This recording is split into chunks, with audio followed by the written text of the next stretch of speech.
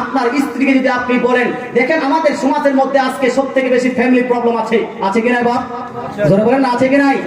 স্ত্রীর স্বামীর মধ্যে মহব্বত খুব কম পাওয়া যায়, এবং আপনার কাপেল যে কাপেলের জন্য এক অপরকে যেন আপনার ভালোবাসে, এটা খুব কম পাওয়া যায়। তার কারণটা হলো আমরা এক অপরের প্রথমে খুব প্রশংসা করি। স্ত্রী হলে বান্ধবীর কাছে স্বামীর গোটা স্ট্রাকচারটা নিয়ে আসে, আর যদি স্বামী হয় তাহলে স্ত্রী আপনার বন্ধুর কাছে স্ত্রীর গোটা স্ট্রাকচার বয়ান করে। 2-3 মাস চলে গেল, তারপরে তার বদনামি শুরু হয়ে গেছে, বদনামি শুরু হয়েছে। তখন নুনের আপনার বেশি হলে রাগ আসে, বিছানা আপনার যদি ঠিকঠাক না করে রাগ আসে, যদি আপনার ঝাড়ু ঠিকভাবে না লাগে রাগ আসে। বলতে চাই মুসলমান, আপনার স্ত্রীকে যদি আপনি সুন্দর দেখতে চান, আপনার স্ত্রীর মহব্বত যদি আপনার সঙ্গে রাখতে চান, আপনার স্ত্রী গোটা জীবন যদি আপনার সঙ্গে ভালোবাসা করাতে চান, স্ত্রীর সহযোগিতা করে। স্ত্রীর বিপদ নয়, স্ত্রীর বিপদ নয়। সহযোগিতা করবো কি করে বা? খুব ধ্যান দিয়ে শুনেন। স্ত্রীর সহযোগিতা হলো এইরকম, গোসল করতে যাবেন, গোসল করার পরে তৌলিয়াটা এনে আপনাকে শুকারে দিতে হবে, ওই আপনার বিছানায় রাখতে হবে। বলেন না, বিছানায় রাখা যাবে, কোথায় এক জায়গায় জোড়ো সোড়ো করে রাখা যাবে না।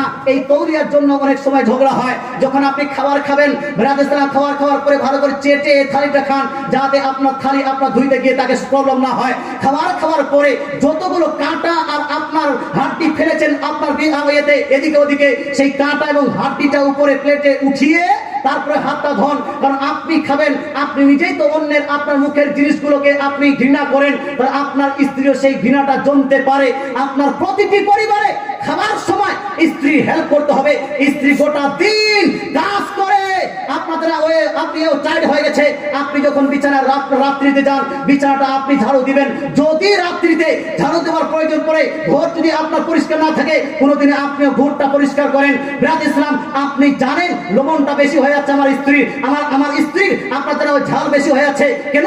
আপনি একদিন রান্না করে বসে আপনার স্ত্রীকে শিখাতে পারেন না? 2-4 দিন আপনি ট্রেনিং দিতে পারেন না? কেন আপনি এটা মনে করে নিচ্ছেন যে আমার স্ত্রীর উপর রান্না করা ফরজ? খবরদার, হোশিয়ার, ইসলামের কোন বিধান থেকে এটা কোনো মুফতি বা মওলানা প্রমাণ করতে পারবে না।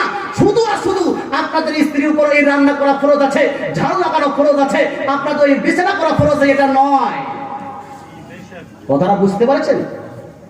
কিন্তু আমরা এক তো নিজেকে tiger, we are tiger of our house, আমরা হলাম আমার বাড়ির হলাম টাইগার। এই যে আপনার আমার স্ত্রী, সেটা হলো সার্ভেন্ট, ওটা সে হলো চাকরনি।